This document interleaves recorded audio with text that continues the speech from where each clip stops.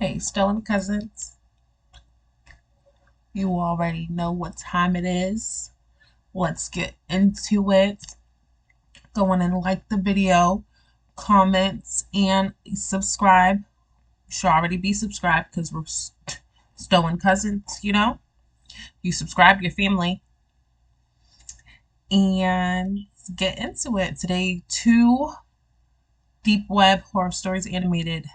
I keep saying you will always get the deep web ones. You always get a few of them.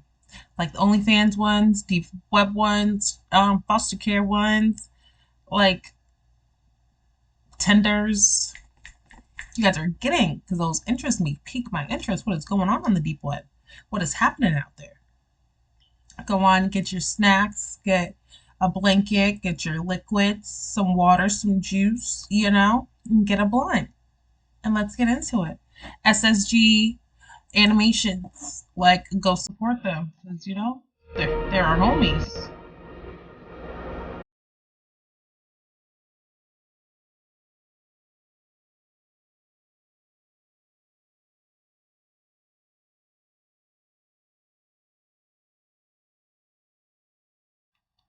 We all probably hear the phrase, "I don't eat meat," more than 20 times a week.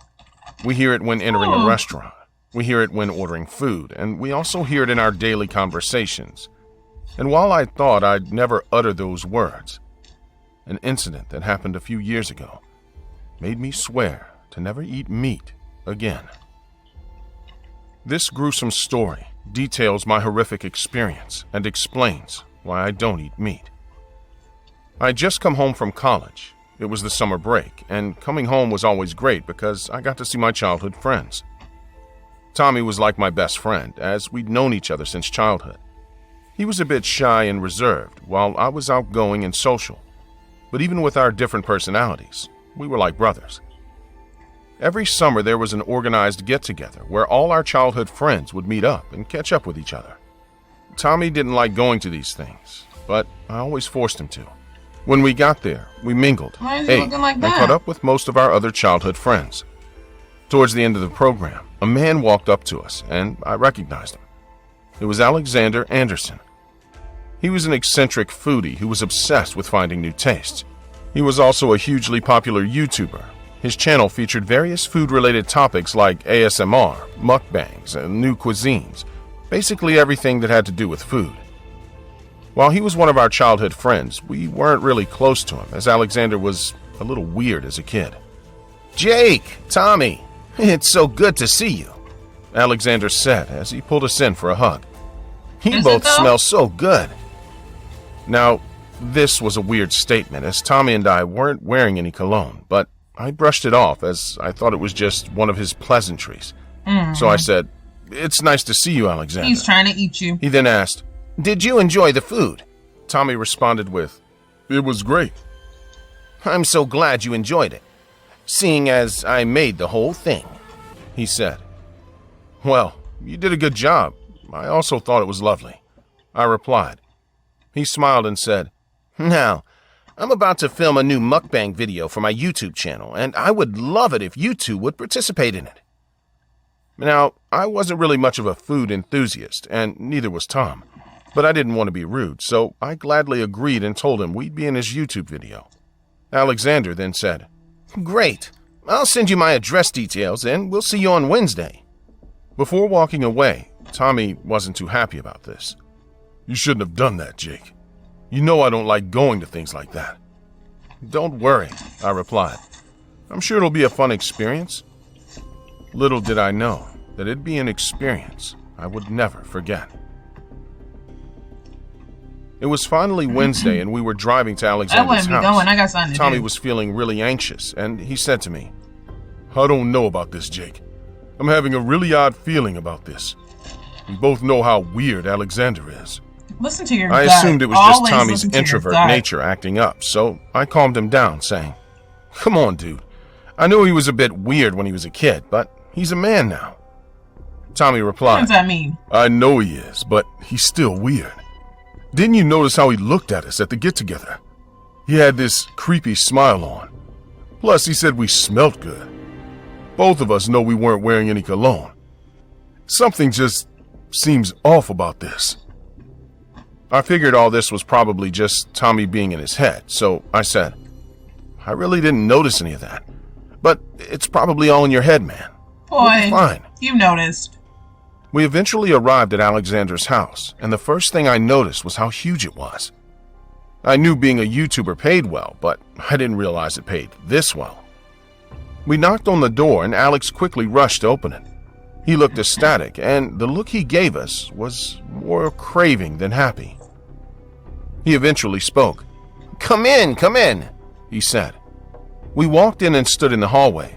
You gentlemen smell divine, he said.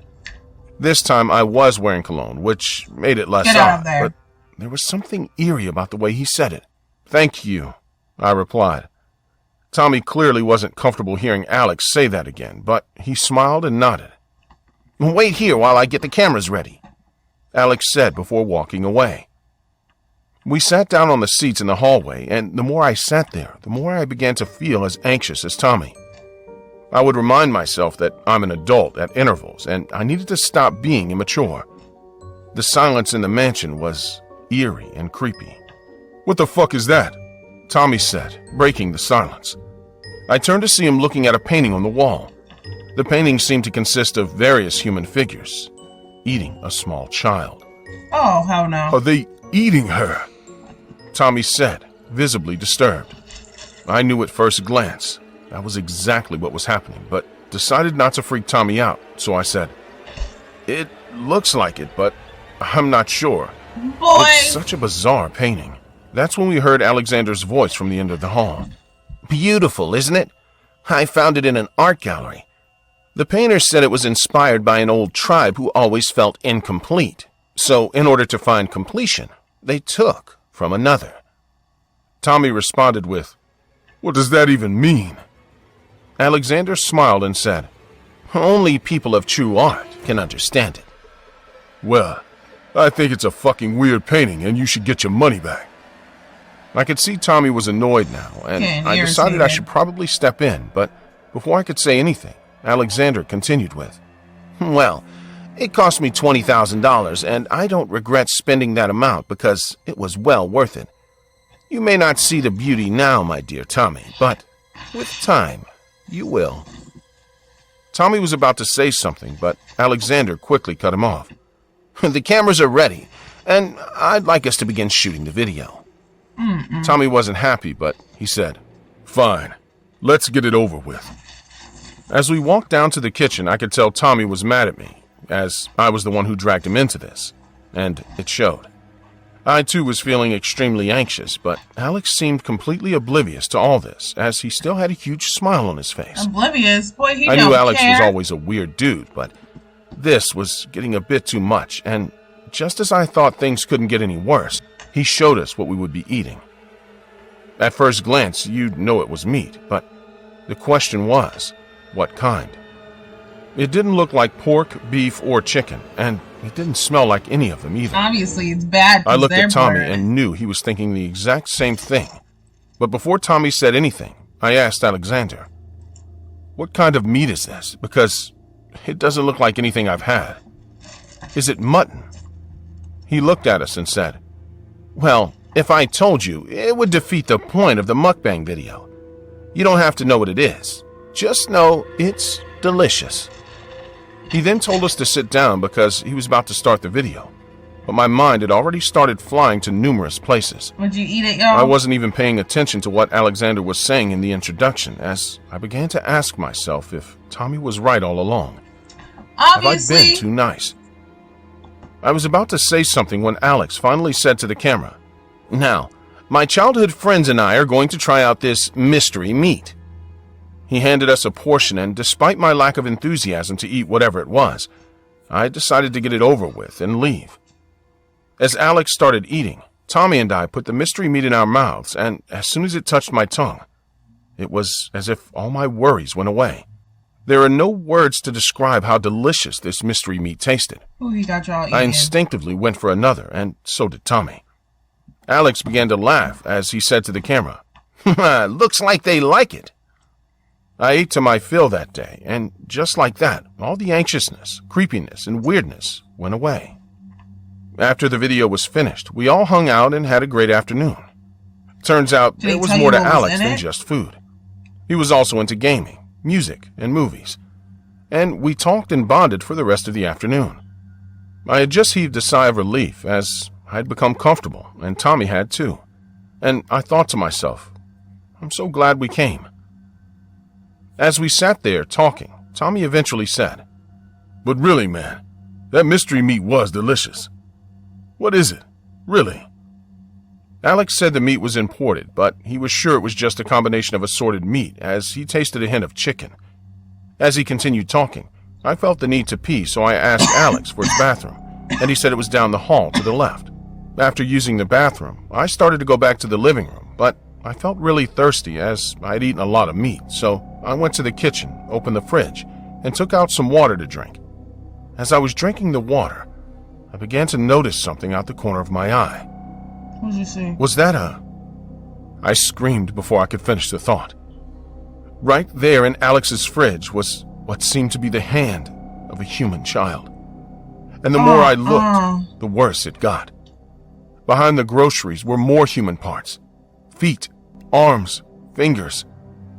And right then and there, my brain put everything together. I threw up immediately, and I began to scream again. That's when I heard Tommy call out to me, "Jake, are you okay?" I didn't hear him finish the sentence. All I heard was a thumping sound like something fell, followed by silence. Hit him. It didn't take long before Alex was standing in the kitchen, holding a metal pipe. The end of the pipe had something red on it that I figured was blood. Damn. He stood looking at me in silence with a smile on his face for about 2 minutes before saying, "I see you found your favorite dish." I wanted to say something, but ended up throwing up again. And before I could raise my head, I felt the hard metal pipe hit it, and I blacked out. I began to slowly open my eyes, and the first thing I saw were bright, flashing lights. It took a while before my vision focused, and I could finally see my surroundings. I was in what seemed to be a basement.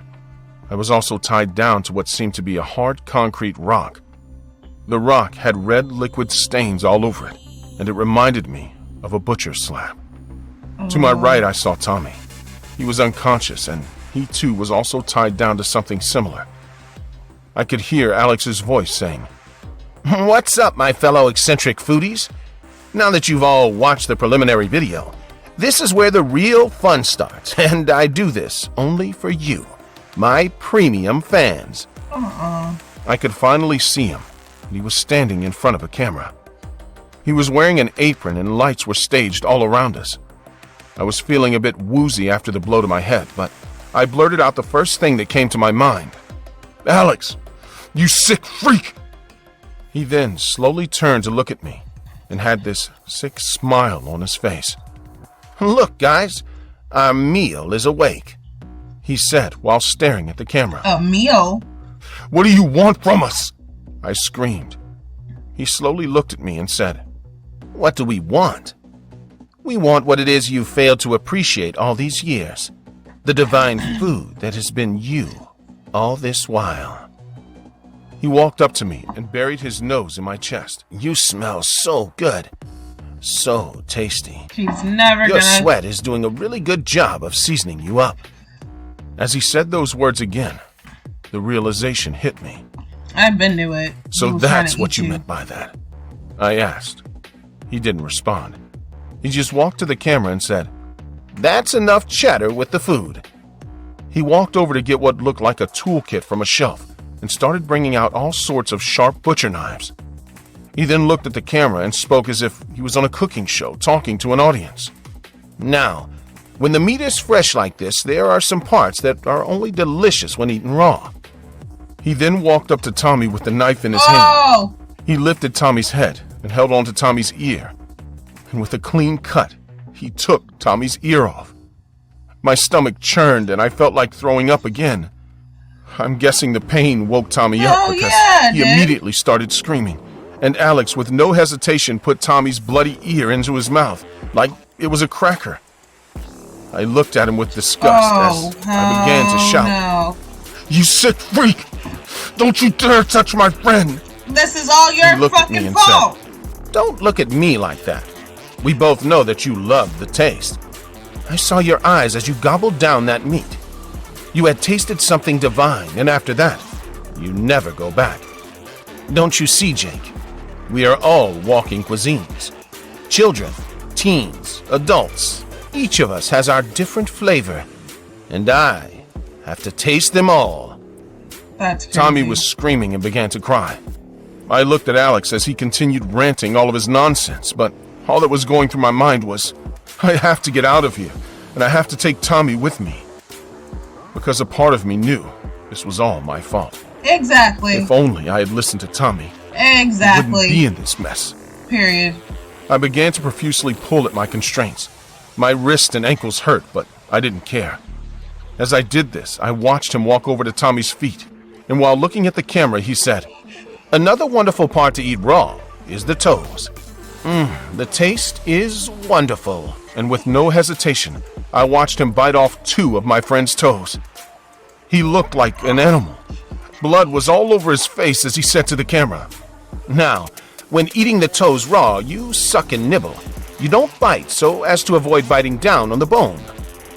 Tommy was screaming uncontrollably now, and I could only imagine the pain he was going through. I kept pulling on my constraints till my hands and feet felt like they were about to pop. What Alex did next is something that I still see every time I close my eyes. He walked up to Tommy and said, "Now, you don't want your food to be struggling when cutting off the good parts, so it's best for them to bleed out. A clean, thin cut across the neck should do. Now, not too deep." He paused and continued with, "We've got some good stuff in there." He looked at me, and with that, he carefully slit Tommy's throat open. Blood gurgled out Tommy's neck and down his chest. "Oh, he's so messy," Alex said, cleaning the knife on his apron and walking away. As I watched Tommy bleed out, I began to scream, Tommy, hold on, man. I'm gonna get you out of here." Alex, who was completely unfazed by everything that was going on, just kept on talking to the camera. This is all "Now, your fault. we have to get the preserving oil, as we need to keep the meat in pristine condition. I'll be right back." He walked up the stairs, and with that, he was gone. As I watched Tommy bleed out and slowly stop moving, I began to cry. "Don't worry, man. I'm gonna get you out of here. I'm gonna fix this," I said in tears. Then Tommy began to speak. It was obvious it was hard for him to do, but he did anyway. "It's all right, Jake," he said to me in a really low voice. "None of this is your fault. It's all your fault. Make sure to get out of here. You're my brother, man, and I loved you." Silence followed, and It's all he your stopped fault. moving. I could see his blood all over his body, and I began to call out his name. I didn't want to believe it, but I knew he was dead. As I cried, I began pulling harder at my constraints till I felt my wrist snap. The pain was unimaginable, but I was free. As I walked up to Tommy's body and began to sob, I saw the metal pipe on the floor and picked it up. I began to hear footsteps, so I waited at the base of the steps. "I'm back, guys," I heard him say. "Hopefully the meat has bled out." And without hesitation, I struck him hard on his face, Period. and he fell to the floor. Hit him again. I noticed he was still breathing, and even though he was unconscious, I wanted to kill him so badly. But I didn't. I told myself he already ruined my life by killing my best friend, and killing him would just ruin my life even more. Would it So though? instead of beating him to death, I went upstairs to call the cops. After that, I came back down to the basement. I walked up to Tommy's body and I cried my heart out.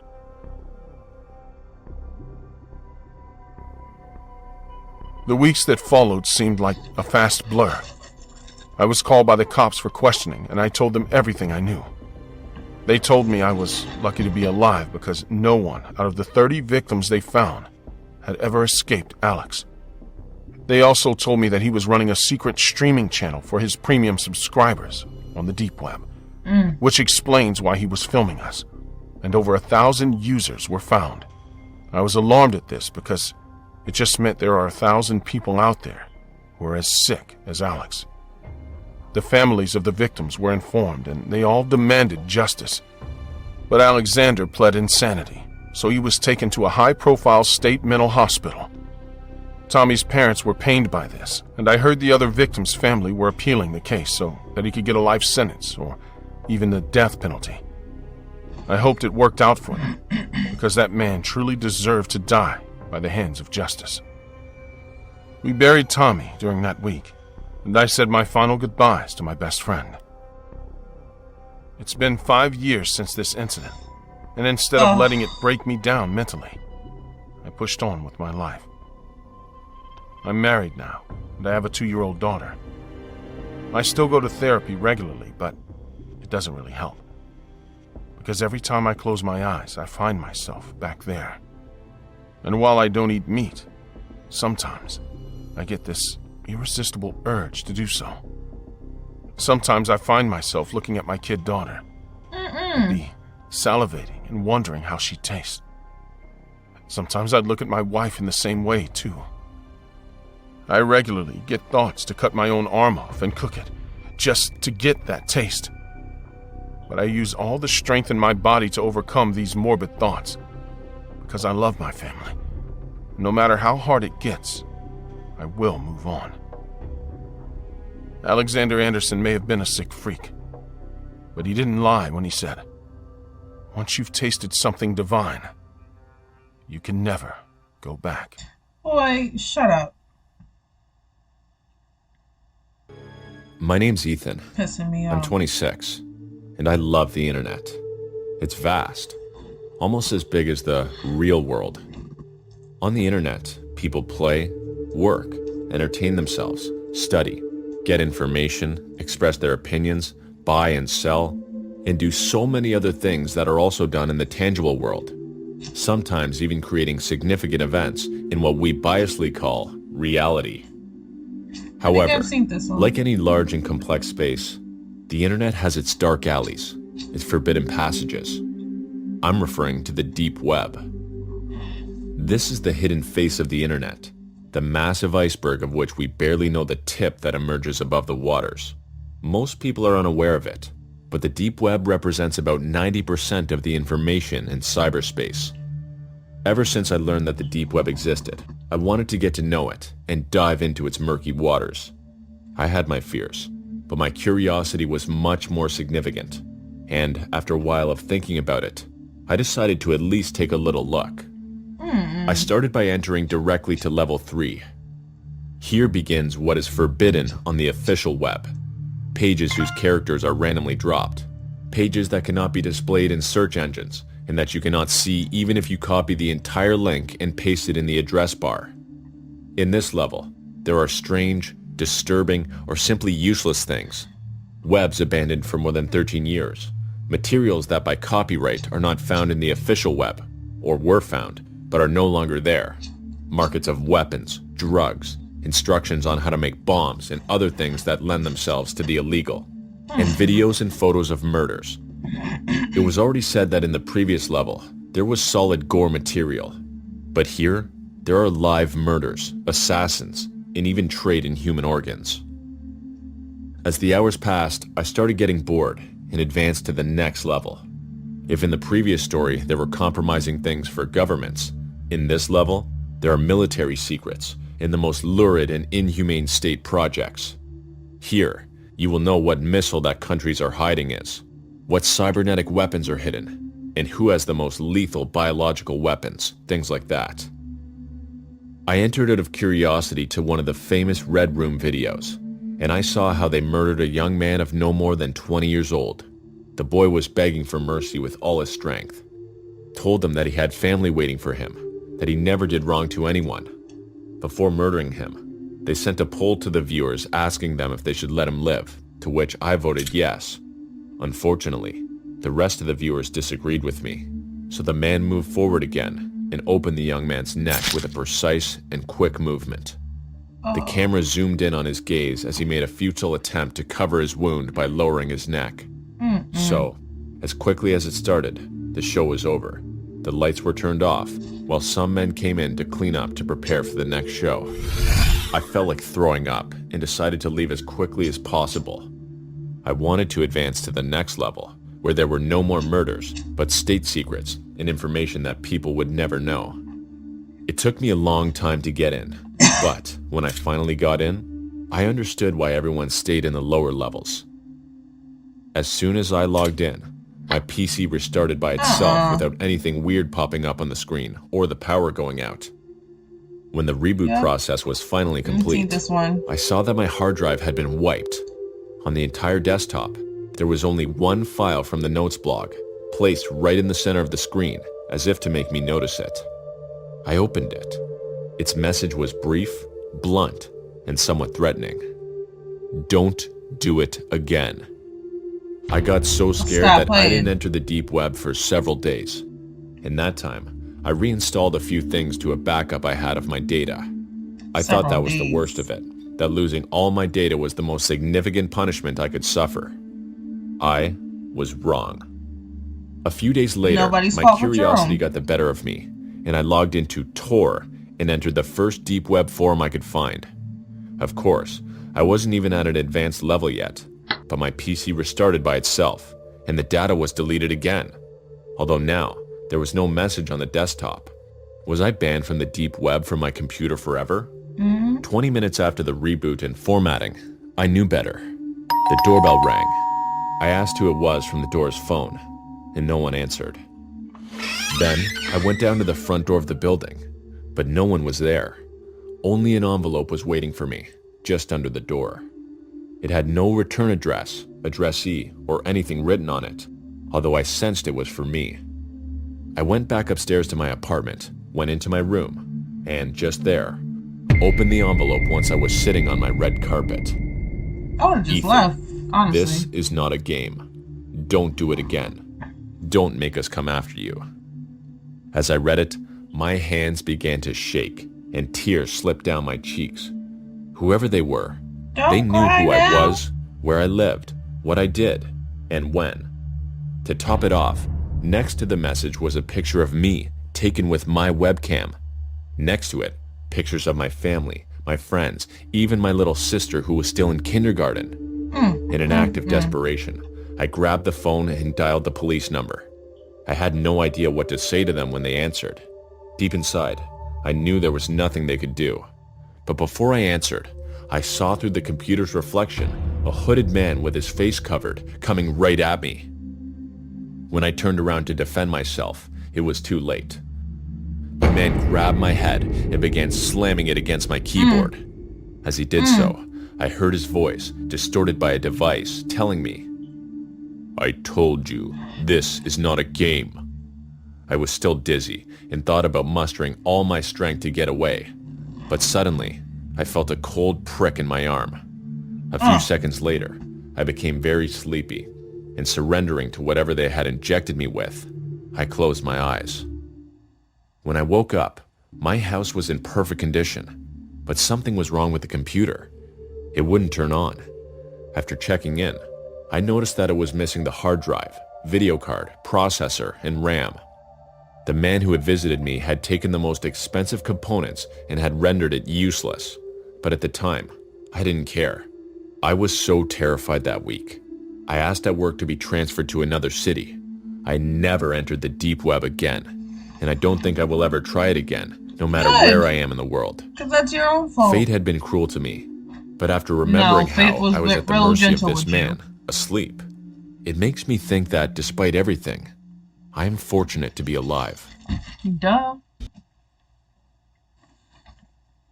Fate was real gentle.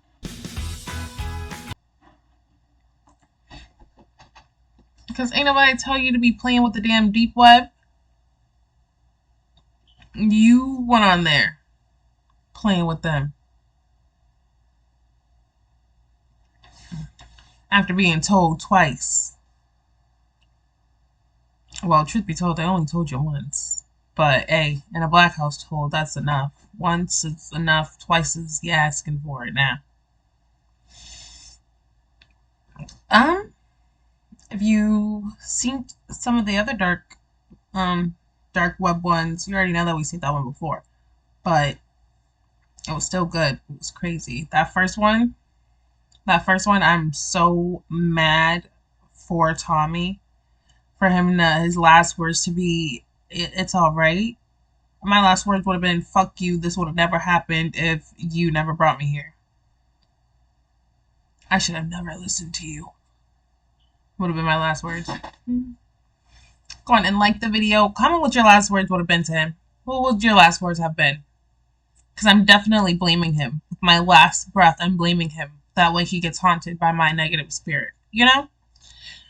Go and like the video, comments, and subscribe. I love you guys. Bye.